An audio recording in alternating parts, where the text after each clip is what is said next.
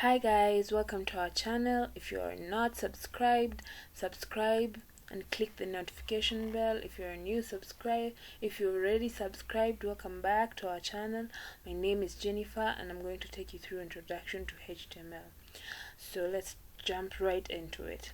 The first thing we're going to do is open Visual Studio Code. If you have any other editor like Sublime Text, Brackets, or any other that can support HTML code, you can as well go ahead and use that one. For those who are beginners, there's a video that we've created concerning text editors that support HTML, so you can go and check that out in our channel. So let's open Visual Studio Code. Yeah, so this is what this is what you're going to come across the first time you open Visual Studio Code. There's all this section, the start section, the recent section, the help, the customize. Again, if you're not familiar with Visual Studio Code, you've already we're going to make a tutorial concerning everything you need to know about Visual Studio Code. So make sure you subscribe and click the notification bell so that you can be notified the minute we post that video. So what we're going to do is we're going to create a new folder. So go to open folder, go to new folder. Let's name it Hello World.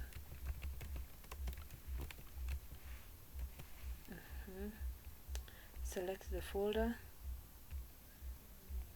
So we've created a new folder. So HTML stands for Hypertext Markup Language. It's mainly used for front-end. It's mostly common among front-end developers because it's mostly used to create web content.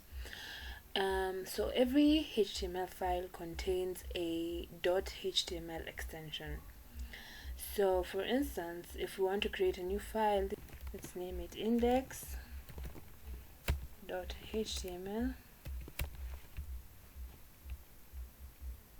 and then click enter, and then you saved it.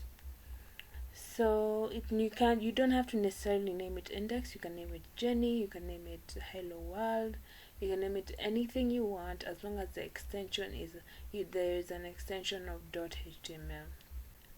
For HTML, when the first line of code that runs on HTML file is the doctype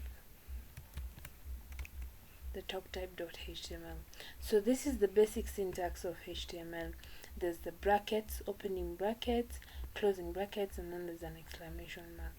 For every tag that you open, there has to be a corresponding closing tag, except for a few which we will discuss in a later tutorial.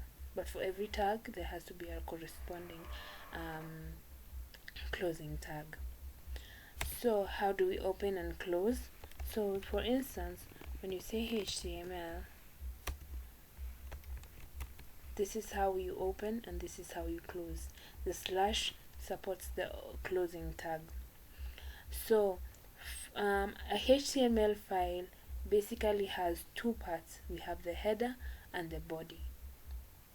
The header section and the body section. Also, a HTML file has to begin with this type. This is mainly because this statement tells the browser that, hey, this is a document type HTML. All the HTML code needs to be embedded within these HTML tags. Every code that you write has to be within these HTML tags. So we have the head. Within the head we have the title tag, so we can choose to say Hello World. And then let's create the body. Yeah, and let's create the body, and then let's save it. Then let's come here, right click, open. We've opened it with Live Server. So this is basically the head and this is the body. So within the head we have the Hello World header title, which is recognized here. So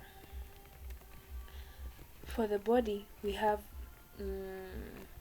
everything that is within here is located within the body. So in HTML we have header tags, which are basically used for creating headings. Different header tags have different sizes depending on which one you choose. Let's say if you choose H1, so there's H1, H2, H3 up to H6. So there's H1, which is the largest. So let's try that one out. Yeah.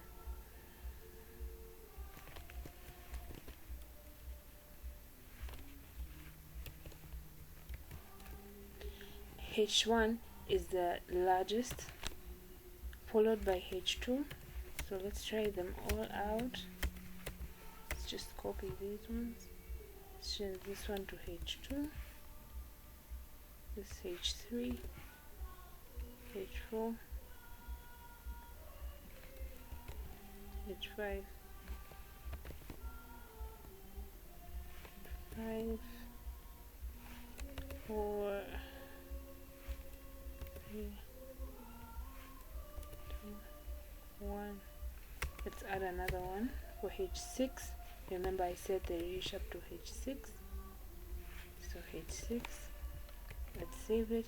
So as you can see, the header tags vary in sizes according to which one you use. So it's really up to you. You can use any you want.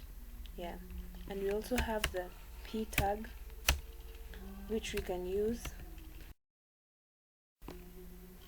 Yeah. So you have this paragraph here, and then we have the header tags, and that's basically it, the basic structure of HTML.